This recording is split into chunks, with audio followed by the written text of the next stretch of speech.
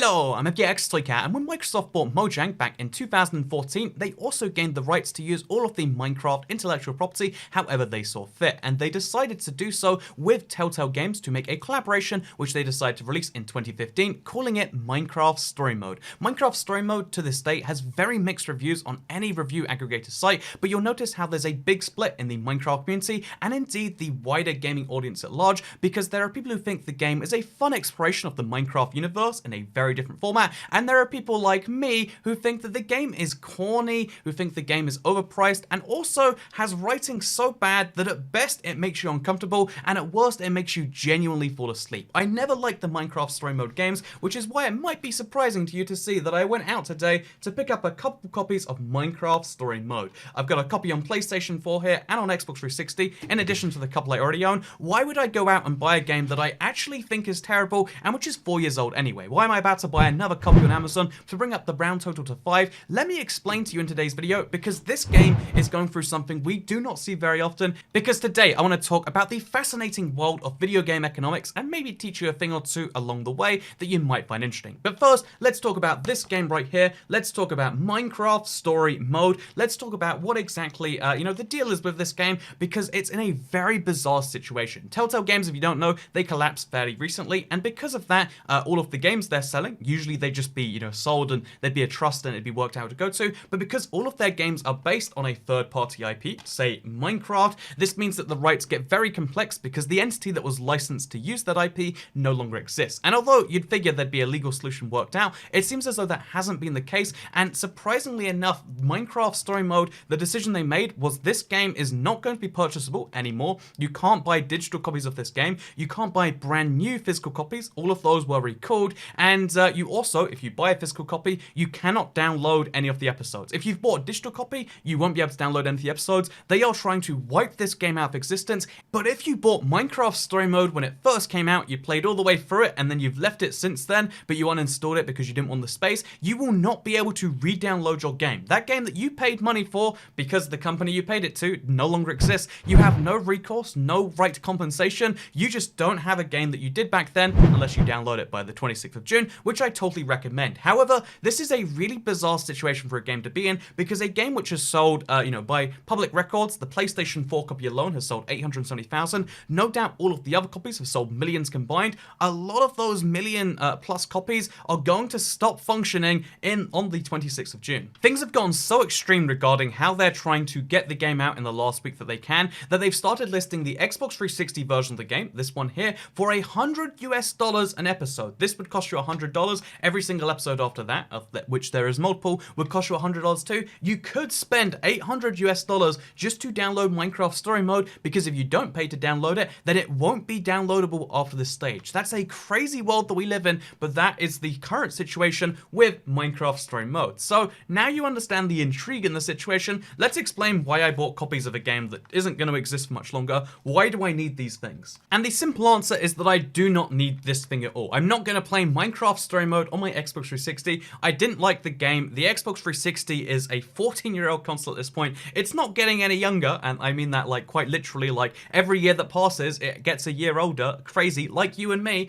But I'm going to make the recommendation that a game like this, I would probably say, pick up a PlayStation 4 copy perhaps, I would say a game like this might be a really smart financial decision, and let me explain to you why that is. Because again, this isn't me giving you financial advice, this is me talking about the economics of video games and of really any market where there are a limited number of products, which are steadily decreasing, with a lot of people who like it, because a lot of people did like Minecraft Story Mode. But yeah, let's talk about video game economics, and let's give a much better, more clear example than this before we move back into Minecraft Story Mode, because think about Minecraft capes. We covered recently how Minecraft capes, can be worth $500, and people can pay sometimes in excess of $1,000 because they want this Minecraft cape, and you might say that's ridiculous, people are just being idiots, but that is the market value of that item. There are 10,000 people roughly that have each of the Minecraft capes, and of those, some people have stopped playing, so there are less than 10,000 people, many of which love their capes themselves. If you want a Minecraft cape, you need to find one of those people offer them a certain amount of money, and the market has decided that price is somewhere in the hundreds, if not the thousands, depending on the current situation. But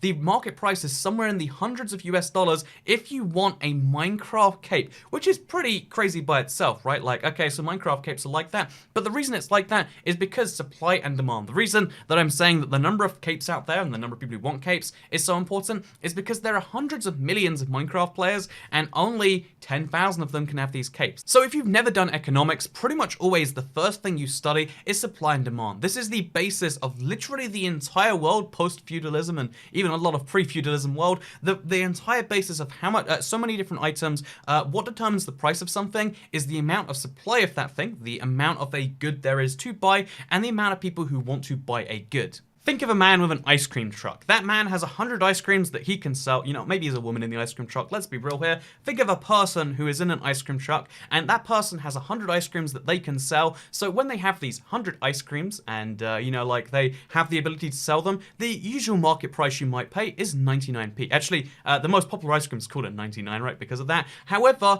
if there is so much demand, if it's a really busy day at the park, then, you know, he's going to run out if he sells those 100 ice creams at 99 pence. Instead, he can decide to charge £1.50, and a lot of people will say, no, I'm not paying more than that, but a lot of people will say, actually, yeah, you know, £1.50, that's fine for me. You could even go, you know, you see this to the extreme in theme parks. If you say, oh, it's £4 for an ice cream, most people say no, but some people do say yes. When you increase the demand of an item, the price goes up. When you decrease the demand, if it's a really, you know, not so busy day at the park, it's not so sunny, you gotta just sell ice creams based on the fact that they're tasty rather than it's a hot day or whatever, you'd be like, it's 50p, here's a big sale, because you're decreasing the price to say, try and increase demand. It's the most fundamental way that describes how most markets work. Again, not every market works this way, but today we're doing the very basics of economic. We're not going to explain Veblen goods or, you know, inelastic supply and why milk doesn't go up in price and stuff. We're not going to talk about all these different things. Let's just say that most markets work in that way. Supply and demand are the king factors. When you have a tiny amount of supply and a huge amount of demand, you get high prices. When you have a huge amount of supply and a low amount of demand, you get low prices, or you just get it not being sold. So with that out of the way, let's take a video game example. I really liked Runescape when I was younger, so I hope these examples hold up true. But Runescape actually has an in-game economy, one that actually has like a stock exchange basically to keep all the prices literally perfectly in whack. And if you take the most valuable, important sets of armor that are super rare, super hard to come by, that you really need if you want to be, you know, that guy who shows off his wealth, shows off how good you are at, you know, combat, you might have to spend 100 million on a good set of armor, the very best set of armor you can get in the game. However, you know, despite the fact that the very best, most useful item only, you know, costs 100 million, a Christmas cracker is literally priceless. We don't know when the last of these were traded. The item is worth billions of in-game GP, and in fact, if you try to go on an RPG selling website, you can see it listed right now for just under 5,000 US dollars or £3,396, because you know what, this video is British. We'll use British measurements sometimes too, just to confuse everyone. So yeah, the almost 5,000 US dollars versus if you want to buy a nice set of armor. The most expensive pieces of armor you can find on there, the Justicial armor set, costs £91. That is a tiny fraction of the price, and you might say, so the useful armor that might really help you, it gives you great defense and great boosts to all your stats, that has so much less of, you know, despite the fact that it's so rare, this random Christmas cracker, which by the way, you pull it and then it's gone forever, you can't actually use the item, no one can ever see you have the item unless you break the item. Why is it that that item is worth so much more? And the simple answer is supply and demand. The amazing set of armor, lots of people want it, way more people want it. There's a lot more demand for the amazing armor than there is for a Christmas cracker you can pull once. However, because of that, there's a lot more supply. Even though it's super rare, there are people who go through the effort to get it because it is worth so much and it's obtainable in some way, whereas the Christmas cracker is not. There is it's a discontinued item is what they call it. The supply was fixed and has only gone down since, because again, once you use it, once you show people how it works, it breaks and you get party hats out of it. That's a whole fun thing. But the supply of Christmas crackers was fixed and has only gone downhill, whereas the supply of pretty much every other good in the world, most other goods, go uphill. In fact, it's very hard to find a real world market where the supply won't increase to match demand. Think about very expensive luxury cars. If you follow cars, then you know, maybe I'm gonna seem too dumbed down here, but if you don't know cars, you know, they release a lot of models every single year, but sometimes they release models that are meant to be these vintage classics, or sometimes not even meant to be vintage classics. markets. I think the 4GT, for instance, like the original ones, they sell for crazy amounts because people want this nice car, and it was only made back in the 93 or whatever. So because there is such a limited number of this car, there's such a low supply of this car, which goes down as more cars get totaled, etc, etc, the price of this car only goes up because the demand, as something gets older, tends to grow and grow and grow. However, in real life, car manufacturers can be like, wait, these cars cost 800,000. They try to release, if not the same good, then something very similar. But games, the video game market in particular, because it's selling digital goods, for the most part, in most cases, you'll find it's, it's very possible to have a good which was made once and can't be made again, either because the community doesn't want it in the case of RuneScape, or because, for this case right here, legal reasons. Either because the community wants it in the case of RuneScape, or in the case of, take the Minecraft cape, you wouldn't be able to make that again. Like, you're gonna give away something that people paid, like people who went to a convention got as a sign of their veteran status. There would be no sense in giving that away. So there's this limited fixed supply of something that they feasibly can't increase, it's only going downhill because people lose access to them over time. They die without sharing the password, or all of these situations. The supply goes downhill, something that is very counterintuitive, that doesn't get seen in most ordinary markets and hasn't been seen in most markets for most of history. Think about it, if in the 50s you're like, you go to the store, I want some milk. Oh, all milk ran out yesterday. That we forgot how to make milk. It's like Valerian still in Game of Thrones or something. We just don't know how to make milk anymore. People would start hoarding up the last of the milk. It'd be this lost secret. People would be, playing around with cows. Like, I can remember how to make this. People would go out of their way to try and make milk, and that's one of the reasons gold is so valuable. It's hard to find, but not impossible. You can go gold mining. That's why there was a big gold rush, because any good that gets such a high demand and price, people want to make it all costs, but that can't be done with the Christmas cracker or the party hat in RuneScape. That can't be done with the Minecraft cape, and it can't be done with this game right here. And it's for such an artificial reason, but because of the copyright reasons, we know that they can't legally reproduce this game anymore. They can't sell the game, and based on the fact that they're removing it from download, I don't think Mojang has the right to even give it away for free. I think they would prefer to give it away for free than have no one have access to it. But for whatever legal situation behind this game is, this game cannot be reprinted. Every copy of this game was recalled. It can't be legally sold anywhere unless you get it secondhand from, say, CEX or whatever, which means there is a game out there which had at least a couple million people play the game at some stage of development. Many of those people don't have access anymore. It's crazy because not only is it a supply that can never increase, it's a supply that on the 26th of June is going to go massively down, and it's a supply filled with people who have it locked to their account. If you download the game, like I have my Xbox One,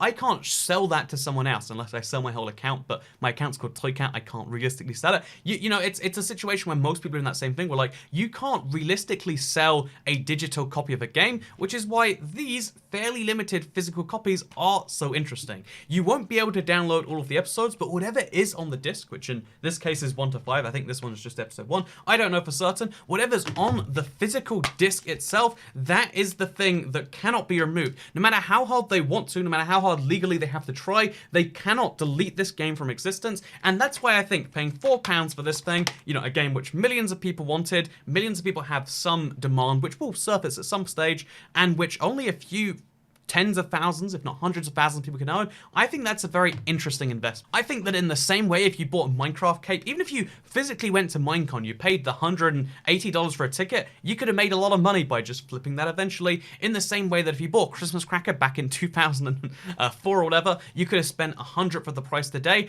I think this is one of the things that could go up a lot in price. If I was, if this was a real financial speculation, I think I'd buy every copy within, like the UK that's available from a secondhand store. I think I would buy a serious number of these copies, try and get like a serious supply of circulation, and I think that'd be a very interesting bet to make. I think that, again, supply and demand of all goods is usually an interesting market where supply tries to match demand. Supply cannot physically match demand here, but the only question is how much demand is there going to be, and again, the game sucks in my opinion. I don't think there should be any demand for this thing, but that's what this is all about. That's why this is so fascinating. Because to some extent, I want to believe that no one will ever care about this game again. It's going to be gone forever. But a lot of people played this game. A lot of people spent money on this game. A lot of YouTubers were drafted in, either paid or not paid, just, put in the game. A lot of YouTubers were drafted in various ways to play this game. A lot of fans, therefore, have some connection, whether it's just watching people play it. And although you could always just watch videos, you could always pirate a version of this game, I think there's going to be, in some number of years, when those people grow up, there's going to be some demand to just play this game for themselves, for real, out there in the wild. And that might increase the value of this. Again, this was 8, Great British pounds. Worst case scenario, I sunk, £12 plus whatever I already paid for my copies into this. But best case scenario, these could become rare relics that are, worth 5, 10 times that. And again, 5, 10 times your value on one copy of the game. This isn't like my smartest, this isn't how I'm retiring, But this is a very interesting bet that I'm going to be making, and I'm going to follow up on this video in like 3 or 4 or 5 years or something. We're going to see how much this is worth, because right now, again, £4 to £8, the disc that comes with this thing right, wait a minute. I thought I saw that wrong. So, I was about to go on a whole rant about how this wasn't a good financial decision. This was an interesting economic decision to prove a point to all of you. But something very interesting just happened that made this actually a very good financial decision. So this is meant to be Minecraft Story Mode, a Telltale game series. Again, very mixed received game. This is actually Minecraft PlayStation 4 edition. This game, if you check on Amazon, it's about £20. I think I could probably sell a used copy for, like somewhere more than that. I think they sold me a game for £8 that has a value significantly above that. So I just made a profit today. Good job me, eh? But yeah, no, more seriously, it is a very...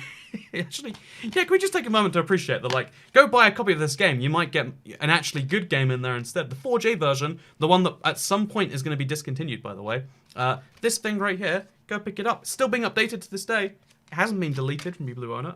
But yeah, allow me to finish by saying, despite everything I've said here, despite the fact that I've basically gone through and explained why the price of this game is only going to go up, and it's a smart thing to go out and buy some copies if you want to, I'm going to say this is a terrible financial decision, because realistically speaking, even though there's a good chance I'm going to make some small or medium amount of profit in the next 5 or 10 years, the game could go up in value 10 times. That could totally happen. The truth is, if you want to make a good investment, if you've got some money, you want to turn that money into more money, you should put it in the stock market. You should put it in an actual financial asset like gold or even Bitcoin if you want to go crazy. But putting money into a physical good like this is usually a very dumb idea. For the reasons I explained in this video, that they can usually reprint it, there's a possibility that something comes out that makes this game worthless. Not just, worth very little, worthless. It could be a free game with gold because that somehow doesn't breach the license. We don't know the extent of this legal deal, of this legal everything. This could become worthless, and in its best case scenario, it becomes worth a little bit more, but it takes physical storage costs, and storage costs aren't free. Even if you've got a whole room in your house, you have to explain to your girlfriend, why do you have 100 copies of Minecraft Story Mode? It's not a very, fun thing to do. It's not the best way of making money, but it's a very interesting way of making money, and that's what I wanted to make today's video all about. To let you know that this is one of the fun bits of speculation I'm doing over the next few years, and I might just make some money off something that I otherwise didn't like. I can get a return on my horrific investment of buying Minecraft Story Mode and streaming on my channel. Again, the game put me to sleep at one point, I believe. So they scared away all their audience above the age of about 8, and then they realized, you know what people below the age of 8 love? They love those weird YouTube videos where nothing really makes sense or is going on. They just try to make a weird thing like that where there's no plot, it's just, how can we get 2 hours out as soon as possible? That's how it felt, if nothing else. I don't actually like this game. I will probably play it at some point to torture myself, because I guess that's what the internet is these days. But yeah, this was a bad financial decision that might just pay off, and maybe it makes you realize that in games, markets work very different than in real life. Or maybe it just made you realize, that's how markets work in real life. That's why, some things are so expensive. That's why Super Smash Bros. Melee or Super Mario Sunshine, 2 wonderful titles for the GameCube that people want to play and that they're not usually printing more copies of. Hasn't been a remake of yet. That's why those games for the GameCube are worth just as much, if not more, than when they first came out. Whereas, I don't know, the Shrek game is worth significantly less. How much is the Shrek game editor? Put it on the screen right now. That's how much Shrek costs. I'm actually worried because of memes it might be worth a lot. I don't know, put Cory in the House for Nintendo DS, maybe? And if that's worth too much, I don't know, the Finding Nemo game. Come on, one of these games is worth not very much, if not all of them, and that's because they're not as good as Super Mario Sunshine. Or at least that's what the mainstream media wants you to believe. I think I just threw my disc around. Might have scratched it, might have broken it. That's what the mainstream media wants you to think at the very least. I mean, I'm just saying, Finding Nemo should be worth more, but our economic overlords are telling us that we should buy good games instead. And you know what I say to them? Please like this video if you did like it, share it if you really liked it, and make sure you subscribe if you're new around here, and turn on notifications if you like learning about the basic functionings of markets. I guess I could add a little end thing here and say that, like, actually, free markets do a lot of real good things, but it's worth saying that we don't actually live in a country where every market is free. When there is a disaster, you're legally not allowed to charge more. They would rather you run out of supply than increase your prices, and that's because we call it price gouging and we don't like it, but or at least in America you don't like it. It's a very interesting, like, intervention in that way, and there's a lot of interventions being made in literally every market all the time. For better or for worse, it is a thing. It murkies the waters, and it's why economics isn't just 1 hour lesson that you can learn in an afternoon. It's something that takes, many, many years to study. And yeah, I don't know, maybe this encourages you to pick economics. I hope it doesn't. I don't want your blood in my hands. I don't want your mental blood on my mental hands. Yeah, that works. Okay, goodbye.